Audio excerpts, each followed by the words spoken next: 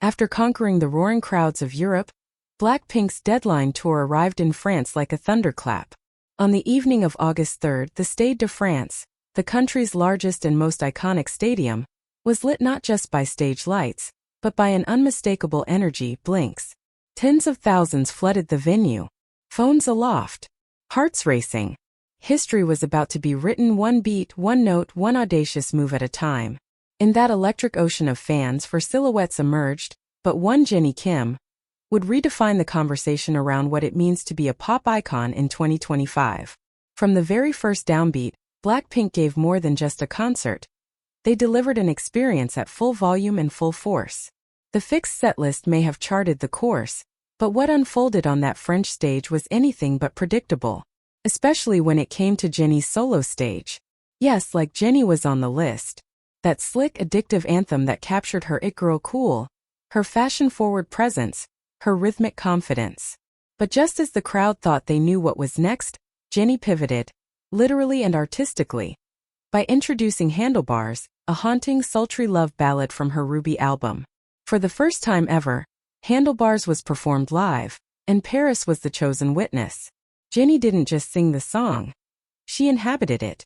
Wearing a white ensemble that straddled ballet elegance and avant-garde runway, she floated onto stage with a softness that felt almost nostalgic.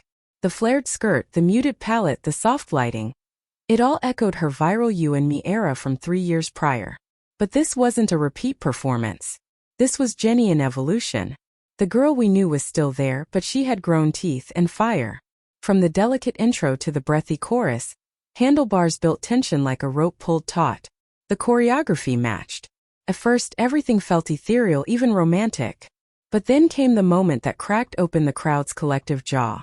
Midway through the song, Jennie dipped into a series of provocative movements, the kind that don't just test boundaries, they redraw them. Most strikingly, she executed a move where a dancer lay beneath her, while she straddled above, hips swaying to the rhythm in slow, deliberate arcs. Once with a female dancer, again with a male. The audience didn't breathe. They gasped, shouted, filmed. The clip went viral in less than 10 minutes. Jennie wasn't simply performing. She was provoking, narrating, and transforming the essence of desire into motion. The scene sparked wildfires across social media. Some saw it as art. Others saw controversy. But no one looked away. And that perhaps is the point. In Paris, Jennie became both muse and myth. She gave Handlebars not just a voice, but a heartbeat and a body. Her interactions with the dancers were fluid, intimate, bold, echoing the song's core message. Love, when it burns, does not apologize. The sensuality wasn't accidental. It was intentional. Each movement was part of a larger story, one that didn't ask for permission. But with great performance comes great polarization. Netizens quickly reignited an old debate. Where is the line between seductive and inappropriate? Has Jennie crossed it? Or did she simply erase a line that was outdated to begin with? The choreography, particularly the floor sequence, was dissected frame by frame. Fans defended her. Critics raised eyebrows. Comment sections split down the middle. And through it all, Jennie remained silent, letting her performance speak louder than any quote ever could. It wasn't just Jennie, of course. BLACKPINK as a unit has been shedding the constraints of K-pop's traditional rulebook. 9 years into their reign, they no longer tiptoe around conservatism.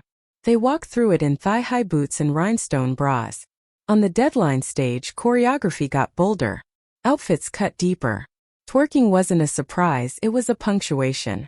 The message was clear. This isn't manufactured girl group energy anymore. This is womanhood in control. Sexy on their terms. Artistic on their terms. Rebellious but refined. But Jennie's Handlebars moment? That was the climax, both literally and metaphorically, of the night. Because it wasn't just about one daring move. It was about reclaiming sensuality. About owning the double standards placed on female idols. About showing that softness and strength, beauty and brazenness, can all coexist in one performance, and one woman. What made it so unforgettable wasn't just the choreography. It was the contradiction. The dreamlike ballerina outfit against heatwave choreography. The tenderness of her vocals laced with the hunger of her gaze. The way she stood still and somehow set the stage on fire. Jennie didn't just go viral. She redefined what it means to trend. The Stade de France stage is known for its legends Madonna, Beyoncé, even Michael Jackson. But on August 3rd, it belonged to a Korean woman in a white skirt with a love song and an unapologetic attitude. The performance raised questions the industry still struggles to answer.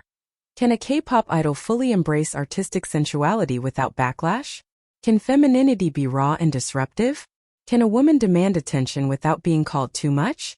Jennie answered not with press statements, but with performance. And the answer was yes. Because Paris has always been a city of reinvention, of bold declarations made in silk and lace and spotlight. And Jennie fit right in. No, she didn't fit in. She owned it. As BLACKPINK's Deadline tour continues, one thing is certain. The group no longer plays by the rules. And Jennie? She's not just rewriting the script. She's ripping it up and dancing on top of it.